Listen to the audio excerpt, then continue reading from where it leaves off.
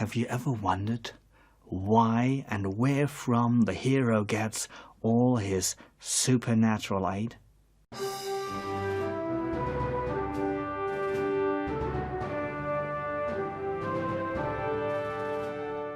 Stage 4 of the hero's journey: finding mentors and supernatural aid.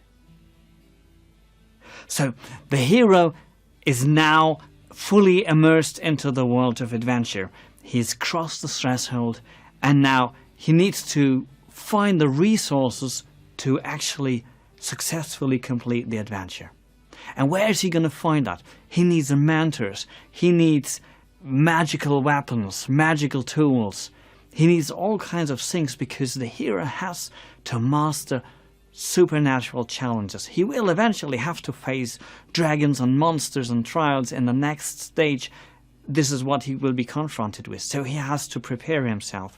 And very often as part of the decision process that he's made in the previous steps, he may have thought, okay, where do I get something that can help me from? And sometimes he has no clue. He just goes into the world and starts searching, and his first idea is, I need to find a way. I need to find somebody who can tell me. And often in mythology and in fairy tales, there is some kind of a helper figure that appears out of nowhere when the hero has shown this inner readiness, this inner willingness. Once the hero has crossed the threshold, he is in a world where magical beings exist, and some of them will be friendly, at least if you prove yourself to be the right person.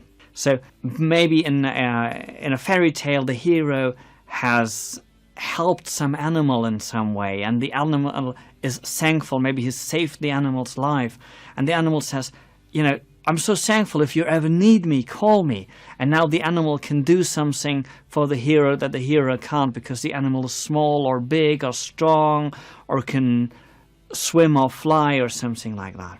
But in order to do that, the hero has to create this positive connection. It's quite a common thing that we find in a lot of fairy tales, that you could, like, for example, three brothers, and the first one, who everybody thinks this is going to be the hero, he's like an arrogant guy, and you know, he passes by this little dwarf or this old woman, and she says, hey, where are you going? And I go, I'm too busy, I'm an important guy, I'm a hero, I can't talk to you. Second guy does the same thing, and they both fail. The third guy is a little bit more the dreamy type of person, not the person you'd think, this is going to be our hero. And he stops by, and he's friendly to people, and here's this little old lady, or this dwarf, or this old guy, or a strange figure of some kind. And he goes like, yeah, well, you know, I'm actually on an adventure, and I'm supposed to fight this dragon or this giant. And the little figure says, hey, do you have a magical sword? Do you want one?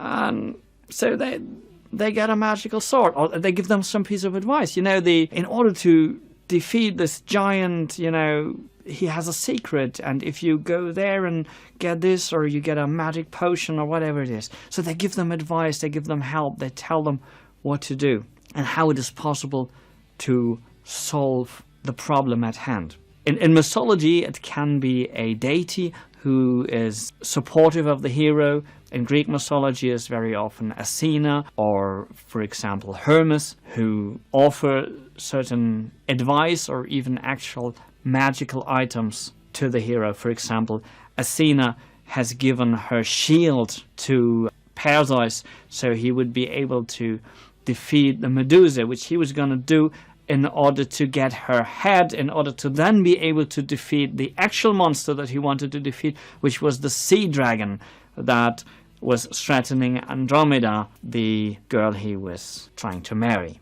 Sometimes the plan can go through several stages of what they have to do, but the important thing is, at this stage, you get the resources to do it.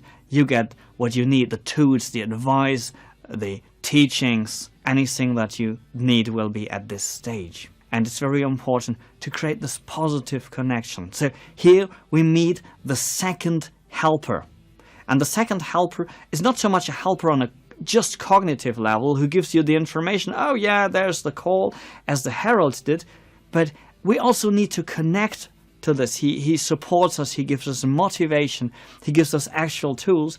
He may also give us cognitive advice, but the cognitive advice is on a more involved level here.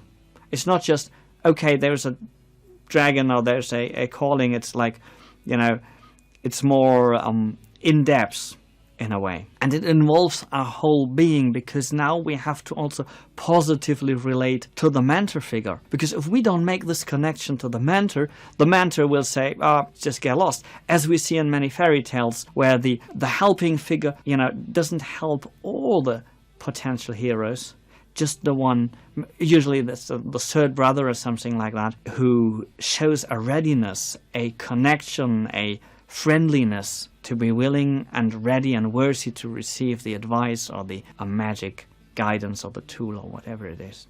So the symbol we use, the pictogram we use to represent this stage, is a hero who receives a magical sword and a magical shield from the mentor figure. And you may have noticed that the figures who have this special quality, we've often presented them in outline to distinguish them, but also to introduce the idea that they may or may not be actual physical beings, but they could also be supernatural beings such as deities, or the classical fairy godmother is also a very common form in fairy tales of the mentor figure who gives some supernatural help to the hero or heroine. So if we apply this stage to our own life, stage 4 of our own project that we want to achieve successfully is accessing internal and external resources.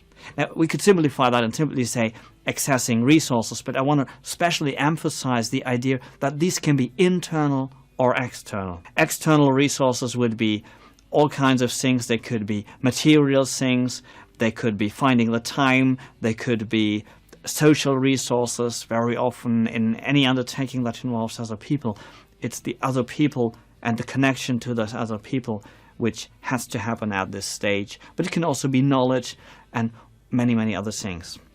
But it can also be internal resources. It's to find in yourself the courage, the dedication, the confidence, the belief, all those kind of things that you may still need to work on. The positive inner resources, the role models that help us to do the next step. As we've already mentioned, there is again a logical sequence. Only when we have decided to be ready, we can actually make a positive connection to our mentor or to those resources. I mean, we could have them theoretically, but they would not be actual resources because we haven't decided to be on any path. I believe there's a Buddhist saying that says, when the student is ready, the teacher does appear. Now, this is really important because no serious mentor will accept you as their student, as their pupil, unless you first show this readiness to be actually part of the process. And the same is true for any tools or resources that we may get. Now, think about Luke Skywalker and his lightsaber that he received from Obi-Wan Kenobi. Unless he really wants to become a Jedi, that's just a cool toy in his toy box, and, he can cut things with it, but it's not really some item of a deep symbolic significance that has anything to do with the Jedi path. Only when he decided he wants to be a Jedi, now the lightsaber is a really, really important part of this path and actually becomes a resource on this path. Before that, it's kind of there, but unless he wants to do something with it, it doesn't have the same level of meaning. So this is really the stage where we access it, even if we get it from the roof, where, from some far ancestor of his, there are some cool things that he possessed and we find this magical item there. It's still like we need to access it. We need to get it. Getting it from the roof or from the cellar of our house, or getting it from a mentor, or getting it from somewhere. We need to get the resources. And very often, after stepping out of our comfort zone, that's actually what we do. It's the first step after having made the decision to cross the threshold that we actually get hold of the resources we need. If you want to do a practical project, you want to, do some home improvement or something, the first thing you do is you get the hammer or you get whatever tools you need to actually do the work. So that's step 4 of the hero's journey. That's step 4 of every project that when you do, you need to get the inner and outer resources to do the job. And before you have them, you cannot proceed to the next steps. You may go on and find there's a blockage which you can't cross, and then you have to retrieve your step and get the necessary resources. That sometimes happens, and is one of those cycles of iterations where sometimes the hero doesn't always proceed in a direct linear fashion, but unless you have the resources for whatever you need to do, you can't go to the next step. So I hope you found that interesting. I hope you liked the video, and if you do, don't forget to like and subscribe. And maybe in order to really make this step your own, so maybe just think, where in your life do you need support? Do you need extra resources? Do you need help, supernatural one or otherwise? And what are the resources that you would really like to get from this channel? Please think about it and tell us in the comments.